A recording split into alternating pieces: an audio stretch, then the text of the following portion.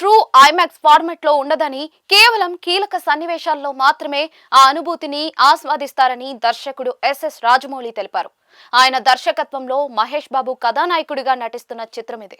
ప్రియాంక చోప్రా కథానాయిక, పృథ్వీరాజ్ సుకుమారన్ ప్రతినాయకుడిగా నటిస్తూ ఉన్నారు. ప్రస్తుతం చిత్రీకరణ దశలో ఉన్న ఈ మూవీ 2027 ఏప్రిల్ 7న విడుదల కానుంది. అంతర్జాతీయ మీడియాకు ఇచ్చిన ఇంటర్వ్యూలో సినిమా మేకింగ్ కు సంబంధించిన ఆసక్తికరమైన విషయాన్ని పంచుకున్నారు. మా దగ్గర ఉన్న సినిమా స్క్రీన్లన్నీ కూడా స్కోప్ లోనే ఉంటాయి. మా ప్రేక్షకులు ఎక్కువగా ఆ థియేటర్స్ కే వెళ్లి సినిమా చూస్తూ ఉంటారు. నిజంగా ఇది మాకు ఒక సవాల్ అనిపించింది. ఐమాక్స్ ఫార్మాట్ లో షూట్ చేసి సినిమా స్కోప్ కు తగ్గించాలా, లేక సినిమా స్కోప్ లోనే తీసి ఐమాక్స్ వర్షన్ కు ఫ్రేమ్ చేయాలా అన్న దానిపై మా సినిమాటోగ్రాఫర్ సహా టెక్నికల్ టీమ్ తో చాలా రోజుల పాటు చర్చ జరిగింది. దీంతో ఈ సినిమా కోసం ఒక ఫార్ములా అనుకున్నాం. వారణాసి మొత్తం కూడా సినిమా స్కోప్ 1901లోనే ఉంటుంది.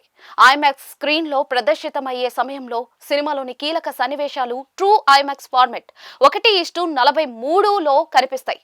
ఎప్పుడు ఏ ఫార్మాట్ చూపించాలన్నది ఇప్పటికీ మాకొక సవాలే. 2 రకాల షార్ట్స్ ను కలిపేద్దాం అని మా టెక్నికల్ టీం సలహా ఇస్తూ ఉంది. కానీ నాకు అది నచ్చలేదు. ఎందుకు వాటికి ఐమాక్స్ షార్ట్స్ తగిన గుర్తింపు లేకుండా చేయడం? అందరూ వాటిని ప్రత్యేకంగా చూసేలా చేద్దాం. ఆ సమయానికి ఆ సన్నివేశాన్ని ట్రూ ఐమాక్స్ లో ఉన్నది ఉన్నట్లుగా చూపిద్దాం. మనం ఇది చేయగలమని చెబుదాం. దాచాల్సిన అవసరం లేదు. నిజానికి అది ఎంత కష్టమో మనం చెప్పి తీరాలి అని రాజమౌళి వివరించారు. భారీ హంగులు, అత్యున్నతమైన విజువల్ ఎఫెక్ట్స్ తో రాజమౌళి వారణాసిని తీస్తూ ఉన్నారు.